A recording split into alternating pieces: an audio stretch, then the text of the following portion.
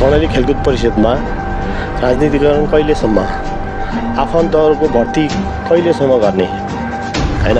अब मन्त्रीहरूले जस्तो घनश्याम भण्डारी, मानिने सामाजिक विकास मन्त्री घनश्याम भण्डारी र मुख्यमन्त्री यामलाल कौडेलले अब सामाजिक सञ्जालदेखि भाषणमा तपाईँको कर्णाली खेलकुदमा अब पारदर्शिता र निष्पक्षता हुन्छ भनेर भन्नुभएको थियो, तर त्यो देखिएन। किनभने हामीसँग हरेक प्रुफ छ। जस्तै म तपाईँलाई भन्न चाहन्छु कि उहाँले 8 महिना अघि गते चाहिँ आवेदन खुलाउनु भयो।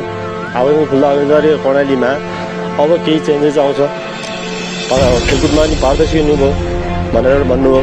खुसी लाग्यो, हामी पनि साथ दियौँ, आवेदन दिन गयौँ होइन।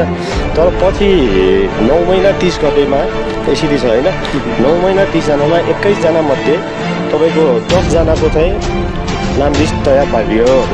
10 जनाको नम्बर 1 मा चेतन गिरी, जगत प्रसाद रिजाल, दीपक हमाल, दिलीप बस्याल, पंखबहादुर मल्ल, पवन कुमार थापा, प्रभात थापा अनि प्रमोद हमाल, रविन्द्र चन्द, हेमा खड्का गरेर 10 जनाको चाहिँ हजुरको सर्ट लिस्टमा नाम निकालेर यिनीहरूलाई चाहिँ इन्टरभ्यूमा चाहिँ अन्तर्वार्ताको लागि चाहिँ बोलायो।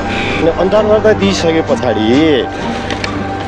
सर्ट लिस्टमा चाहिँ कर्णाली प्रदेश खेलकुद विकास परिषदको सचिवालयको सिफारिसका लागि सूचना प्रकाशन भएको छ भनेर माननीय घनश्याम भण्डारीको सचिवालयले आफ्नो फेसबुक पेज मार्फत 3 जनाको सर्ट लिस्ट हाल्नुभयो।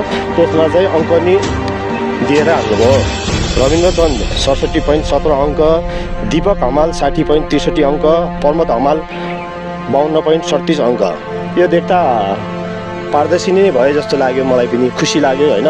म आफै पनि उम्मेदवारी थिएँ र कतिपय बजारमा छ र तपाईँले उच्च अदालतमा रिट दायर गरिसकेपछि आफ्नो हुन नपाएर उसले जोकमा उसले गर भन्ने ठान। यो त गलत भयो नि। यहाँसम्म त म मन्त्रीहरूसँग, सामाजिक विकास मन्त्रालयसँग, मुख्यमन्त्रीसँग सहमत छु नि।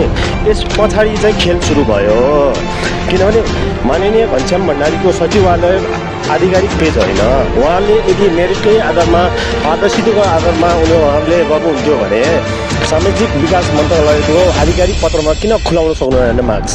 नम्बर 1 रिट दायर गरिसकेपछि अनि मुख्यमन्त्री र सामाजिक विकास मन्त्रीको कुनै केही जवाब या र तपाईँसँगै भनाइ प्रतिद्वन्दी भनौँ न होइन र के छ त्यहाँहरूको कुनै केही जवाब आयो तपाईँबाट? कुनै केही अहिलेसम्म आएको छैन। अब 1-2 जना खेलकुद विज्ञहरूले चाहिँ मसँग चाहिँ सोध्दै हुनुहुन्छ, प्रश्नहरू गर्दै हुनुहुन्छ होइन। मैले जे छ जस्तो मैले भन्छु, किनभने मसँग प्रुफै छ। यसरी प्रुफ लिएर मैले हिँडिरहेको छु। किनभने म सत्यको पछि लाग्ने हो, न्यायको पछि लाग्ने हो। यो लडाइँ भनेको सत्य र न्यायको हो।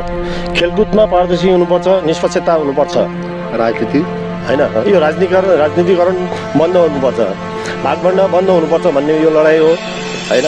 म कसैसँग डराउने गर्ने पनि चाहिँ छैन होइन। अब किनभने अब सरकारसँग मुद्दा गइरहेको छ, सरकारलाई चाहिँ विपक्षी बनाएर मुद्दा हाल्नु पनि चुनौतीपूर्ण हो होइन। हार जित आफ्नो ठाउँमा छ, तर यो लडाइँ चाहिँ सत्यको लडाइँ हो।